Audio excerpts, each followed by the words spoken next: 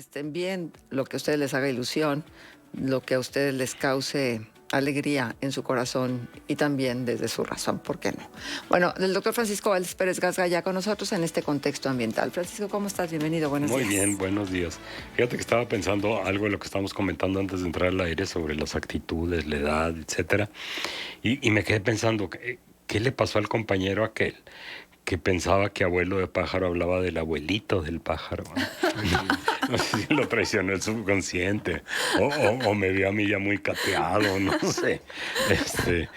Pero sí luego pasan esas ¿Sí cosas. logran ver los pájaros a los abuelos? No ¿No creo. todos? No todos. No todos. Quizá algunos sí, por ejemplo, el albatros, creo que hay uno que acaba de cumplir 60 y tantos años, que para un pájaro es increíble. ¿Las águilas cuánto duran? Las águilas han de durar yo creo que unos 8 o 9 años, no ¿tan mucho, poquito? sí. Los colibríes como 2 años, cuando mucho. Entonces, los pájaros que su vida es más corta son también los que se reproducen más rápido, por obvias razones, ¿va?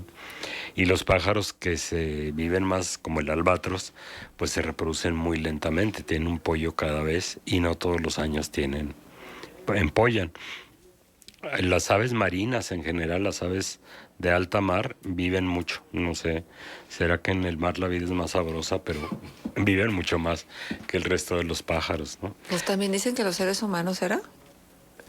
No sé, no creo que más que los seres humanos. Más que los seres humanos, Más que el resto, pues, por ejemplo, si tú vives en México, pero vives en Mazatlán o vives en Quintana Roo, bueno, también depende de tu loca vida, ¿verdad? también. Porque la playa también se presta para locuras. Sí, claro, para el alojamiento.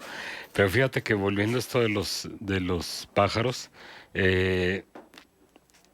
animales longevos, las tortugas, ¿no? Hay tortugas que probablemente Darwin vio vivas en 1830 y tantos, 1820 y tantos, y que todavía vivan. O que no vivan porque alguien las mató, pero hubieran vivido, ¿no? Que viven más de 200 años. La tortuga gigante del desierto que tenemos aquí en la comarca, bueno, si extendemos la comarca hasta Ceballos, vive más de 100 años. Entonces sí hay animales muy, muy longevos. Y también estos animales, los animales terrestres longevos, son animales muy lentos, ¿no? De metabolismo lento, de movimientos lentos. La vida pasa a otra velocidad. Y luego pensamos que la vida para todo mundo es igual que para los humanos, ¿y no? La vida para cada animal es diferente en todos los sentidos, literalmente en todos los sentidos, ¿no? ¿Cómo siente un animal? ¿Cómo oye? ¿Cómo ve? ¿Cómo huele? Pues de una manera muy diferente a como lo hacemos nosotros.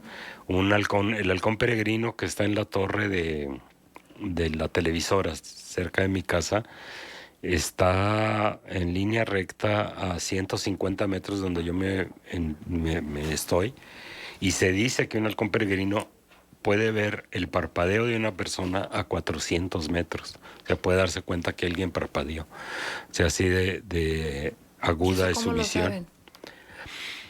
Deben ser experimentos controlados, de otra manera no hay manera de saberlo. Pero, por ejemplo, también sabemos que los tiburones son capaces de detectar los pequeñísimos campos electromagnéticos que generan los músculos y el corazón de cualquier animal vivo. Por eso dicen, si ves un tiburón cerca y estás en peligro y estás en el agua, lo mejor es moverte lo menos posible. Porque cuando activas los músculos es una señal al tiburón de que por ahí hay algo vivo, ¿no? Y digno de comerse. Entonces, viven en espacios sensoriales muy diferentes a los nuestros.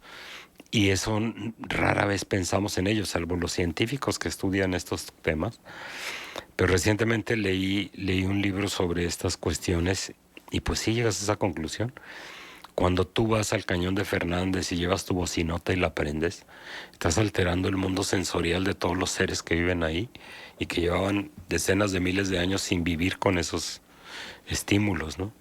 Cuando vas con un razor y escape abierto y todas estas cosas, lo mismo. Si el ruido es importante, es un factor importante de disturbio en un espacio natural, y por eso debemos de evitarlo.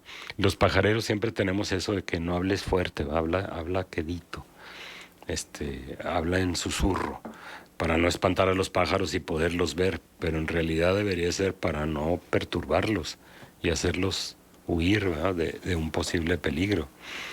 Pero bueno, así está la cosa con los otros mundos que luego no nos asomamos, creemos que es igual que el nuestro y para nada es igual que el nuestro.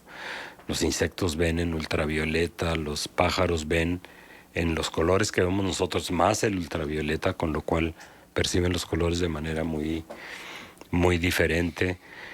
Los perros pueden oler, hay polillas, estas mariposas nocturnas, que pueden oler, entre comillas, detectar una molécula química, una feromona de una hembra que esté en celo, a 1.5 kilómetros de distancia, una molécula. O sea, así de fuerte es el sentido. Los berrendos, un animal increíble que extinguimos de la comarca lagunera por ahí de los años 50, es un mamífero que confunde mucho a los biólogos y el nombre científico del género es Antilocapra, porque unos decían que era antílope y otros decían que era cabra, entonces lo dejaron en antílope cabra, Antilocapra. Pero se parece más a un antílope, ¿no? Sí, sí. Es el maratonista del mundo animal. Todo el mundo dice el vertebrado terrestre más rápido es el chita, que puede llegar a correr 120 kilómetros por hora. Sí, un ratito. El berrendo puede correr a 40 kilómetros por hora, horas, sin parar. El doble de la velocidad de lo que corre un maratonista, ¿va? Y resulta que el berrendo se puede dar cuenta que está lloviendo a 100 kilómetros de distancia y empezar a correr en ese sentido para llegar cuando ya esté el pasto suavecito y fresco por las lluvias. Entonces sí vivimos en un mundo maravilloso, muy distinto al nuestro, y vale la pena considerarlo de vez en cuando. Y ya se me olvidó el tema que traía. Eso me pasa mucho en clase, de repente digo, ¿y por qué estoy hablando de esto? ¿Con qué empecé, no? Pero bueno, eso siempre hay que tenerlo muy en cuenta. Lo que sí, ya me acordé, lo que estamos viviendo ahorita, quienes nos gusta observar la naturaleza, es un periodo de grandes, de cambios muy rápidos en lo que vemos todo el año. ¿Por qué? Porque ahorita hay migraciones increíbles. Lo mencionábamos ya, lo de las mariposas, y de hecho nuestro editorial de hoy va a hablar sobre este fenómeno que estuvimos viendo y todavía estamos viendo en la comarca lagunera y en muchas partes del norte de México, de la migración de varias especies de mariposas. Y eso que todavía no llegan las monarcas. Pero ya lo habíamos tenido acá. Sí, claro. Lo que pasa es que a lo mejor no sobre la ciudad, pero sí salías al campo y veías montones de mariposas pinocho por todos lados, pero no en la ciudad. Ahora decidieron migrar por la ciudad y por eso las vimos y todo el mundo creyendo que eran monarcas y que no les hagan daño. No, ¿sabes qué? Lo peor del caso es que mucha gente pensaba que era plaga. Sí, eso es otra cosa. La gente decía una plaga. Pues ¿cuál plaga? Se dedican pacíficamente a libar del néctar de las flores, ¿no? Y polinizan. O sea, es un insecto de lo más inocuo y benéfico que pueda haber. Pero ¿te acuerdas? Hay estas mariposas nocturnas que por ser nocturnas también nos crean toda una serie de inquietudes y de leyendas, ¿no? Yo recuerdo de niño que veían que esta mariposa muy oscura, muy grande, esta palomilla nocturna, decían, cuidado porque si te vuela cerca echa un polvo y te deja ciego. No, o que anunciaba la muerte. Anunciaba la muerte, y hay una que tiene hasta como un cráneo Sí. en el lomo, ¿no? Entonces, pero esas son nuestras asociaciones por nuestro temor a la oscuridad. Fíjate, yo recuerdo que en casa, cuando se veía una mariposa de esta, lo que te decían era, no la vayas a matar, solo espántala. Mm. Porque pues, no tiene que estar en la casa, o sea, que esté en cualquier otra casa, pero en la de esta no. Precisamente yo creo que ya después entendí cuál era la razón. La asociación con la muerte. Sí, es bien curioso. Lo mismo con los murciélagos, lo mismo con todos los polinizadores nocturnos, ¿no? Todos los animales nocturnos nos crean cierta ansiedad. Cuando el tecolote canta, el indio muere. Esta asociación de los búhos con la muerte, pues es casi universal. O con la sabiduría. O la sabiduría, sí, Chistoso. también. Claro, con esos ojotes, ¿verdad? Parece que están tomando nota de todo. Yo creo por eso tienen esa asociación. Hay un chiste muy malo de un tipo que quiere comprar un perico y va a la tienda de mascotas y todo lo que tiene el vendedor es un búho y se lo vende diciendo que es un perico. Oiga, pero los pericos son verdes. No, pero este es un búho. Bueno, ¿y habla? Sí, claro que habla acá. Me asegura que habla. Sí, habla. Y le compra el búho creyendo que era un perico. Vuelve a los 2 meses diciendo, oiga, no, su perico no habla. Y luego se queda pensando el mismo cliente y dice, eso sí, pone atención. Con los ojotes así, os parecía estar poniendo mucha atención, ¿no? Que los ojos son precisamente una adaptación a la vida nocturna. En Europa, ¿Y si les da vuelta la cabeza? casi, sí tienen ¿No? una articulación, no Sí, por sí, completo, claro. pero sí la voltean más que cualquier otro vertebrado, pero no voltean todos O sea, los... sí podrían ver lo que hay aquí. O sea, yo nada más puedo hasta aquí. Sí, no, ¿Y pueden podría más. así todavía más? Sí, todavía más. ¿Y Todavía por qué? más. O sea, la estructura De las la columna. articulaciones de la columna de las vértebras cervicales, pues es diferente a la nuestra. Y no, son animales fascinantes también los tecolotes.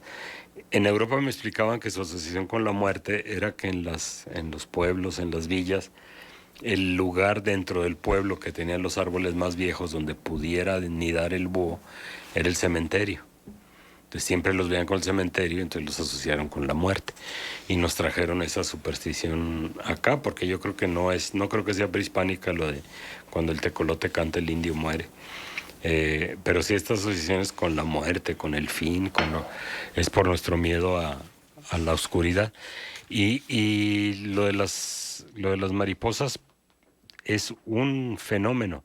El otro fenómeno que estamos viendo ahorita es la migración, que ya está empezando lo más fuerte la migración. Antenoche, los radares de Estados Unidos que se dedican a vigilar el tráfico aéreo, que no venga un bombardero ruso por ahí, etcétera, empezaron a notar de repente unas grandes manchas que no explicaban hasta que se dieron cuenta que eran los pájaros migrando. Se pueden ver en los radares de los aviones. Entonces ahora ya hay un programa en Estados Unidos que los radares anuncian y estiman la cantidad de aves que están migrando en una noche dada. Y antenoche se calculaba que estaban migrando 500 millones de aves por Estados Unidos viniendo hacia México y Sudamérica.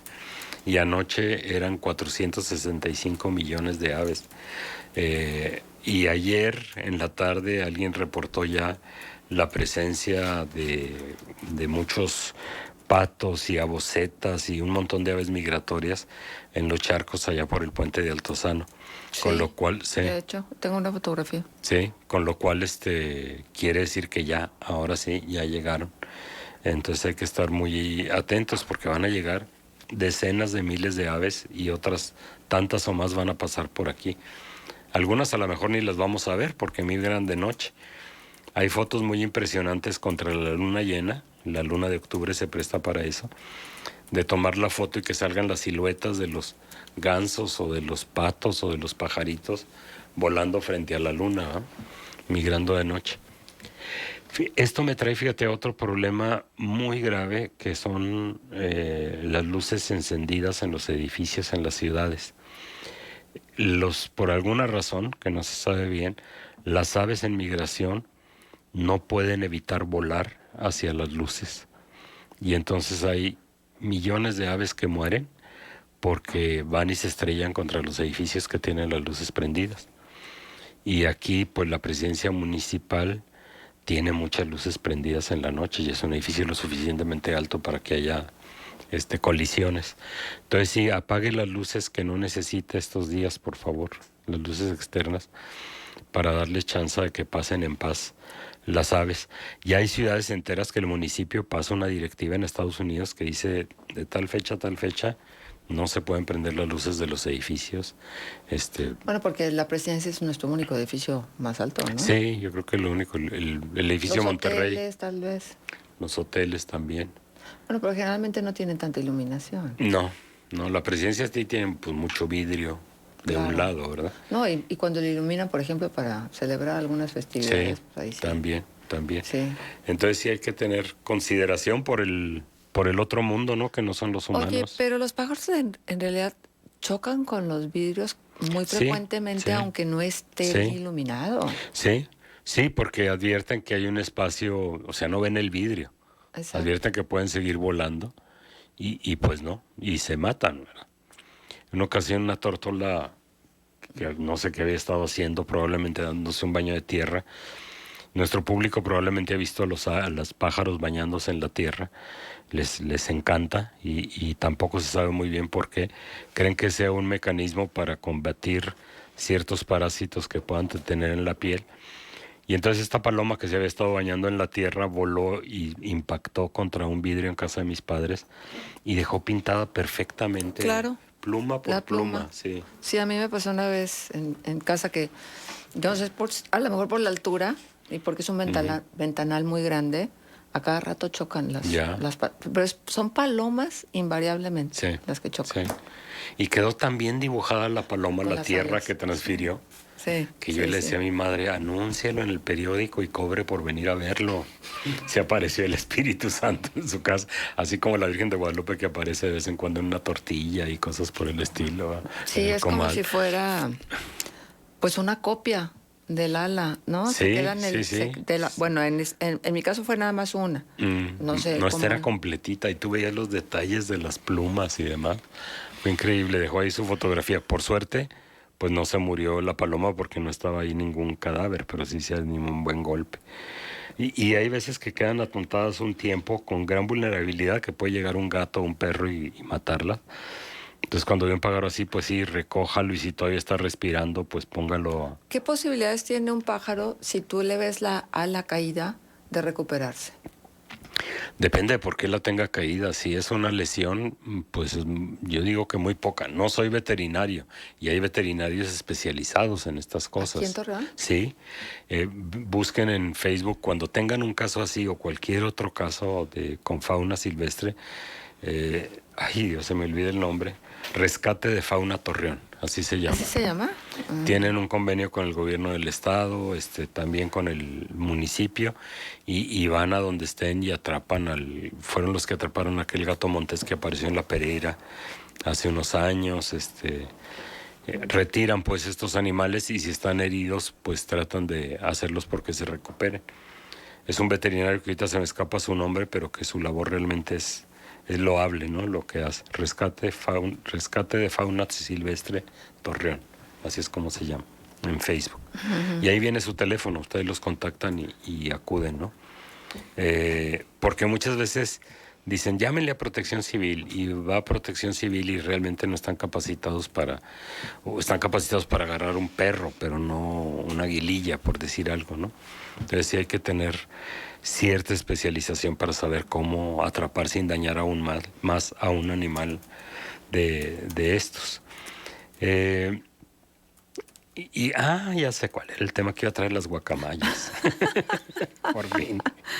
No, una reflexión rápida, ¿no? Como hablamos hace unas semanas de las guacamayas, por estas visitas al Salto del Agua Llovida y haberlas visto ahí anidando. Y luego de repente esta otra guacamaya que ahorita está tan de moda, la que hackeó las computadoras del ejército, un hecho inusitadamente grave, que yo no entiendo ni que se hagan bromas, ni que se festeje, ni que se trate de minimizar. Es un hecho muy grave para cualquier país. Es lo que hizo Assange, ni más ni menos. Y por eso Assange está enfrentando cosas penales, ¿no? Descubrió secretos que no debió haber descubierto porque eran secretos. Qué bueno que nos enteramos de cosas que de otra manera no nos estuvimos enterando, pues sí es cierto. Pero todo país debe tener un cierto nivel de seguridad. Lo que estamos encontrando es pues, un ejército dedicado a espiar a los ciudadanos, a los políticos, a los de su propio partido, el partido del gobierno, pues, que cada vez más parece el partido del ejército, pero bueno. Entonces, sí, eso de las guacamayas, ahora dicen que ya va a aparecer un grupo que se va a llamar las guajolotas, y así por el estilo. Las aves siempre nos dan metáfora y siempre nos dan algo de qué hablar y algo a qué referir nuestra realidad, ¿no? Y esa es una de las grandes aportaciones culturales de las aves que vienen. Leí un libro también se llama Las aves y nosotros, y entonces es un libro fabuloso, escrito por un gran ornitólogo, Tim Birkhead, británico, y te habla desde las pinturas rupestres en donde aparecen las aves, los egipcios, los griegos, los romanos, hasta la ciencia que se hace hoy en día con las aves. Todas estas relaciones tan íntimas que tenemos todos los humanos con las aves, que a veces se nos olvida, ¿eh? Y que los pajareros, como quiera, lo hemos estado restaurando esa fuerte relación. Un libro muy informativo, muy divertido y con un montón de cosas que aprender las aves y nosotros. Creo que ya llegó el momento de irnos al editorial, que precisamente es sobre las mariposas, lo escribió Rocío Miranda, quien fue nuestra invitada el sábado pasado, y se llama El tiempo de las mariposas.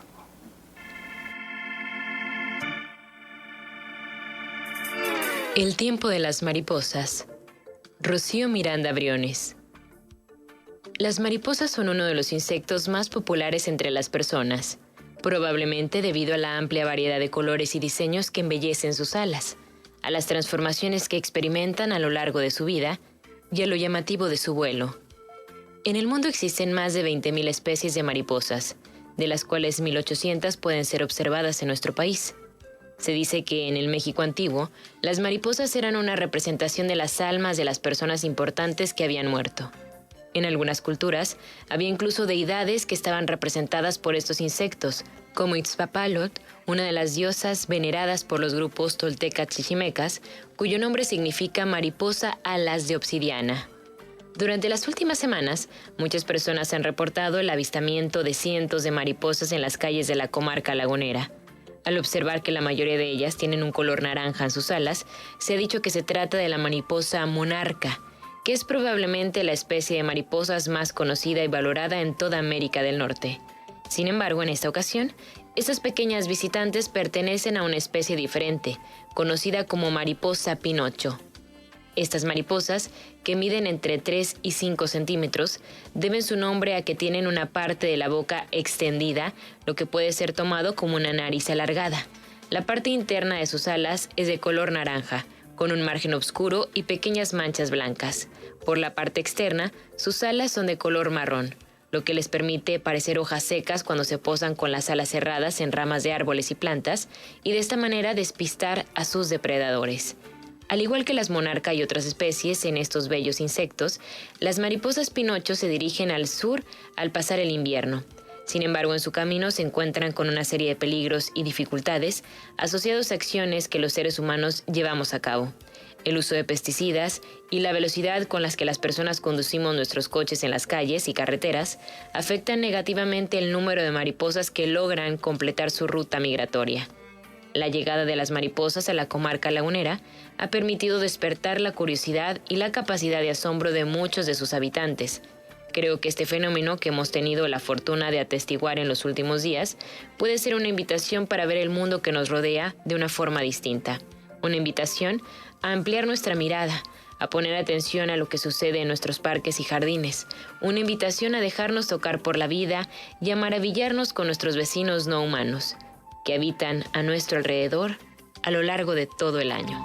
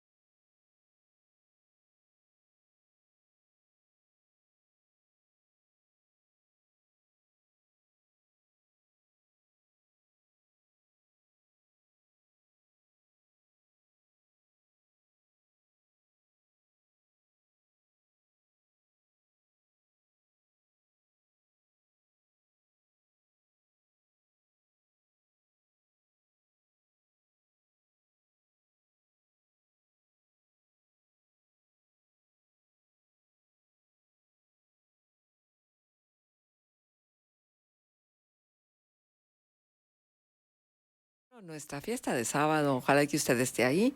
Y bueno, en esta primera parte de Abuelo de Pájaro, lo mismo las mariposas, que las aves migratorias, que los búhos, que las guacamayas, ahora que se pusieron de moda, y más, o sea, de lo que se habla en Abuelo de Pájaro, de lo que escuchamos a los expertos, es hablar sobre la vida, y la vida que se manifiesta de diferentes maneras, a veces de una manera muy particular en lo que tiene que ver con las aves, pero finalmente las aves son parte de un ecosistema, y no podemos hablar de las aves sin hablar del entorno y sin hablar de la participación de los seres humanos en su vida. Las más de las veces, no para bien, porque somos invasores. Fíjate que hay una frase de la Sociedad Audubon que a mí me gusta mucho que dice: si protegemos a las aves, protegemos al mundo. Entonces aquí, si hablamos de las aves y de las mariposas y de los búhos y demás, estamos hablando, como tú dices, de la vida, del mundo entero, ¿no? que debería interesarnos más. Me dicen aquí por el WhatsApp, me dice Rocío Miranda, el veterinario se llama Jorge Alcalá. Ah, qué bueno. Es que hay que saberlo, Rocío, claro. hay que tener un directorio, porque luego uno ve a lo mejor un pajarillo. Sí. Yo vi aquí en el estacionamiento del hotel de enfrente donde dejamos los coches, una paloma con el ala caída. Digo, ¿y qué hago? Y me fui con un poco de remordimiento de no atender, pero ¿qué haces? Sí. Amorita Salas te diría: no haz nada, es la vida y déjalo pasar. Pues sí, pero eso fue lo que hice, pero muy a mi conveniencia. Sí. Sí, pero algo luego se te mueve, ¿no? Y es impresionante. Yo una vez recogí del suelo una golondrina, no sé qué le había pasado. Y también por seguridad de uno no debería uno andar haciendo eso. Hay enfermedades que se transmiten de los animales a las personas y de las personas a los animales. Y la recogí esperando que hubiera sido algún choque con algún alambre, que se fuera a recuperar. Y tener el ave en tu mano y poderle acariciar las plumas es una experiencia pues no muy común. Pero lo que más me impactó fue el momento en que te das cuenta que el ave se murió. O sea, cuando ya nomás colgó la cabeza y ya no respondió. Casi como si vieras que algo se le escapó, ¿no? Y sí, se le escapó la vida, ¿no? Entonces sí es impresionante. En otra ocasión me habló un amigo porque había un gavilán también muerto, había chocado contra unos cables. Y también verlo de cerca, tocarlo y demás es toda una experiencia pues sensorial y existencial, porque normalmente pues nomás los vemos de lejos. Pero sí es cierto, ¿no? Hay que, en una ocasión, en un charco de aguas residuales horroroso frente al ejido Las Huertas, que ya no está ahí, pero está más aguas abajo, me tocó ver un pato, era un pato cucharón norteño, que estaba dando ya las últimas bocanadas, estaba en la orilla, parte en el agua, parte en lo seco, ya muriendo. Y me dieron ganas de agarrarlo y sacarlo, y entonces me acordé que del virus del oeste del Nilo, que precisamente lo esparcen las aves migratorias, ¿no? Entonces dije, no, sería una tontería tomarlo en mis manos si no lo voy a ayudar en nada y me estoy poniendo en riesgo, no sé de qué se está muriendo.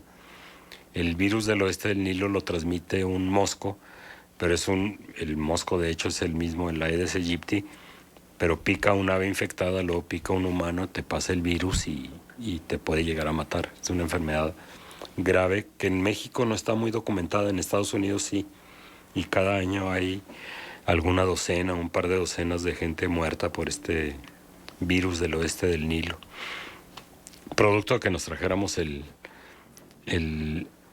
mosco para acá, ¿no? El Aedes aegypti no es un mosco nativo, pero llegó hasta acá, quién sabe, probablemente por el comercio internacional. Muchas de esas especies exóticas se mueven no porque alguien las mueva a propósito, sino porque era un escarabajo que venía en la madera de una tarima, de unas cosas. Un pallet de una cadena de distribución. Sí, y llegó y empieza a causar aquí esta megavispa asiática, que es la avispa asesina asiática, que apareció en el noroeste de Estados Unidos hace un par de años y que todo el mundo, de repente salió en las noticias en México y todo el mundo en México estaba reportando la avispa asesina asiática cuando era una avispa nativa, ¿no? Nos entra luego esta histeria cuando vemos las cosas, pero sí hay que tener mucho cuidado siempre con la fauna silvestre, por el bien de ellos, de ellas y por el bien nuestro también, ¿verdad? Preguntan en el Facebook de naturalistas y observadores de aves qué especies están siendo afectadas por la depredación de los cerros. Yo supongo que se refieren a estas grandes excavaciones de piedra caliza que realizan una fábrica de cementos y unas de cal al sur y que están acabando con nuestro paisaje, que eso debería ser el tema de otro programa más adelante.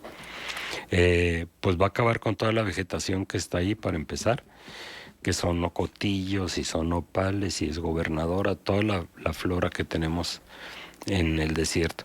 Y junto con esa flora, pues toda la fauna asociada a ella, ¿no? Conejos y liebres y murciélagos y un montón de cosas. Y realmente eso que está pasando ahí, que es a una escala menor lo que vemos en Monterrey, cuando llegamos a Monterrey, la ciudad de las montañas, que se está comiendo sus montañas, es algo que debería preocuparnos. Simple y sencillamente porque está acabando con nuestro paisaje. Y acabar con nuestro paisaje es acabar un poco con nosotros, ¿no? Es el paisaje con el que yo crecí de niña. Oye, es que le llevan un buen cacho de cerro rasurado. Van bien rápido. ¿Y hasta cuándo? O sea, ¿la concesión es ad infinitum o no cómo? Tengo idea, pero pues mientras hayan esta ansia por usar cemento, yo supongo que va a continuar aquello. Pero y mientras en los países donde hay una sociedad civil fuerte que se molesta y actúa en contra de esto, pues ese tipo de producciones van a migrar a los países con sociedades civiles débiles, en donde lo van a poder hacer sin mayor problema, sin mayor rechazo social, ¿verdad? ¿Nos parece natural? ¿Ya nos acostumbramos? Yo creo. Hay una cosa que le llaman el contrato social, o sea, cuando una empresa opera en una comunidad, tiene un contrato con la sociedad de comportarse de una manera que no afecte a la sociedad, y yo creo que aquí se está violando, pero la sociedad no se da cuenta. ¿Crees qué contrato hicieron? Pues sí, pues sí. No, hombre. Y es un contrato metafórico, ¿verdad? Porque no hay tribunal a donde llevarlos por estarlo incumpliendo. No, y luego se andan endosando etiquetas de ¿ya sabes qué? El greenwash. O otras. Otras, sí. Sí, las empresas socialmente responsables, ¿no? Que lo da un Consejo Mexicano de la Filantropía, se llama. El CEMEFI. Que yo llamé un día para quejarme porque una empresa en donde la Policía Judicial Federal había encontrado 30 personas trabajando en condiciones de esclavitud, es decir, contra su voluntad y a punta de pistola. No en África, no era Torreón, porque Torreón estaba de un lado de la carretera y este sitio estaba del otro lado de la carretera en Matamoros. Pero aquí entre nosotros, atrás de los azulejos, y entro a la página de la empresa y tenía el sello de empresa socialmente responsable. Yo llamé al CEMEFI y dije, oye, por favor, están en las noticias. No, es que es un corporativo y fue nada más un pedacito del corporativo, entonces el corporativo sí tiene y tiene derecho a ponerlo en lo otro, que es esclavista, pero, o sea, una serie de enredos, pero pues de esa manera, ¿quién los va a tomar en cuenta, no? Y cada vez más hay estos sellitos de empresa socialmente responsable, empresa sustentable, no sé qué, que muchas veces les escarbas tantito y son falsos. Hay otros que no, ¿eh? Hay un sello que es como medio arbolito y dice FSC. Eso te certifica que eso viene de un bosque que está siendo explotado de manera sustentable. Y es una empresa, un consejo que da esa certificación, que es bastante duro y estricto, y que los madereros que no les gustó que de repente otros les ganen el mandado porque manejan mejor sus bosques y venden más cara su madera, se crearon su propio consejo patito, ¿va? Entonces también hay esas cosas cuando te certifican, pero cuando vea FSC, cada vez lo veo yo más en los vasos de cartón, por ejemplo, en los libros, que el papel está producido con madera de un bosque sustentable. Anda, Francisco, perdóname, pero estamos en los tiempos de la incredulidad. Te voy a decir por qué. Falsificar ese tipo de sellos. Pues sí, ponerlo sin... Bueno, se falsifica todo. Todo. Al rato hay un clon tuyo. Sí. Cualquiera. Seguro. ¿No? Seguro. Dice, ayer estábamos platicando precisamente, me comentaba el doctor Esner Coto que en Cuba unos amistades de su familia fabricaban cigarros que salían en la caja de la marca del cigarro con el sello de haber pagado impuestos, o sea, todo absolutamente falso, ¿eh? Los medicamentos es un problema increíble. El alcohol. El alcohol, Por sí, ejemplo. sí. Sí. Pero fíjate, vi un documental sobre los medicamentos. Hacen los medicamentos falsos. La compañía que hace el medicamento verdadero rápidamente mete mecanismos para distinguirse de los falsos, por ejemplo, algún holograma, cosas tecnológicas relativamente difíciles de falsificar. A la semana el falsificador ya la saca exactamente igual. Pues sí, los billetes. Para acabar Para pronto. acabar pronto, que tienen 450,000 Protecciones. los falsifican. Sí. Entonces, sí, no, cuando la gente quiere, busca la manera. O sea, esa es la verdad de las Sí. cosas. Entonces, yo creo que, pues mira, en un tiempo donde no creemos en nada, que yo no sé qué precio vayamos a tener que pagar por todo esto, donde desconfiamos de todo y de todos, donde si tú no piensas como yo, ya hay una barrera de la infranqueable. comunicación. Y si tú no actúas como yo también, y muchas cosas, ¿no? La verdad es que yo creo que tarde o temprano el mundo nos va a pasar la factura. Sí, nos estamos atomizando. Y ahorita que hablamos de una sociedad civil fuerte, atomizados no vamos a llegar a ningún lado. Y buena parte de la atomización tiene la responsabilidad de las redes sociales y el caso que les hacemos, ¿no? El famoso algoritmo que nada más te manda cosas parecidas a lo que tú piensas y entonces vas aislándote y negándote la posibilidad de enfrentarte a pensamientos diferentes, que es de donde surgen las ideas y el progreso, ¿no? Entonces sí hay muchas cosas que reflexionar. Pero bueno, ya hablamos de tantas cosas. De todo y de nada. De todo y de nada, sí, Pues exactamente. pero así es, ¿no? Así es la vida. Cuando platicamos, así es cuando... Bueno, a propósito, Francisco me preguntaba que cuánto teníamos con Abuelo Pájaro. Sí, te preguntaba, yo pensaba que no llegábamos al año. Pues digo, ya lo rebasamos. Ya más de un año. Sí. Hace rato lo rebasamos y la verdad es que eso es lo que pasa cuando te sientes tan pleno, tan contento con lo que estás haciendo, le vas perdiendo la distancia. Claro. Al tiempo. Y la verdad es que estamos muy, muy complacidos de tener a Abuelo de Pájaro como parte importante del contexto de los árboles. Y hablando de pájaros, el ave de la semana es el aguililla gris. Comento ahí un poco, lo platico con más detalle, en el Big Bend, en el Parque Nacional que está donde se junta Texas con Coahuila y Chihuahua. Fuimos mi hermano Uriel y yo a conocer el Parque Nacional a principios de los 80s y estábamos por tercer día consecutivo comiendo el enésimo sándwich de atún cuando llegó una pareja de americanos de estos y sus hijos todos inmensamente gordos, ¿no? Ponen su estufita Coleman de gas y sacan unos chuletones que el humo nomás nos llegaba a nosotros. Era una tortura china y llega un guardia del parque muy excitado con los binoculares en la mano. ¿Vieron el aguililla gris? ¿No? ¿Vieron el aguililla? ¿Ha pasado por aquí el aguililla gris?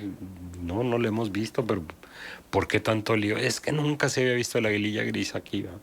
Pues ahora el aguililla gris anida en el Big Bend, porque es un pájaro tropical de selva, casi de ríos, de zonas tropicales, y desde hace más o menos 10 años también está en el río Nazas y se reproduce en el río Nazas, y eso es bien notable, y de eso es de lo que vamos a hablar hoy, el aguililla gris. Bueno, pues nos la presentan, escuchemos y sigan con nosotros en esta fiesta del contexto de sábado. Contexto ambiental. El ave de la semana.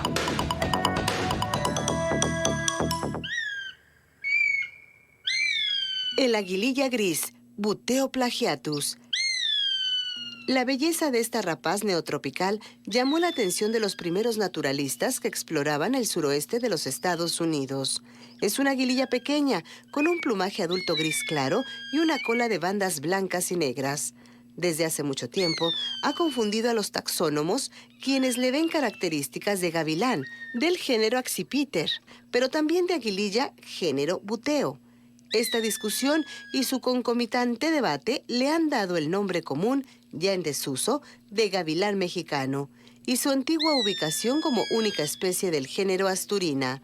De hecho, en la década de los 80 su nombre científico era Asturina nítida, denominación que también ha caído en desuso, pasando primero a ser Buteo nitidus, y cuando los biólogos detectaron diferencias con las aguilillas grises centro y sudamericanas, pasó a llamarse Buteo plagiatus.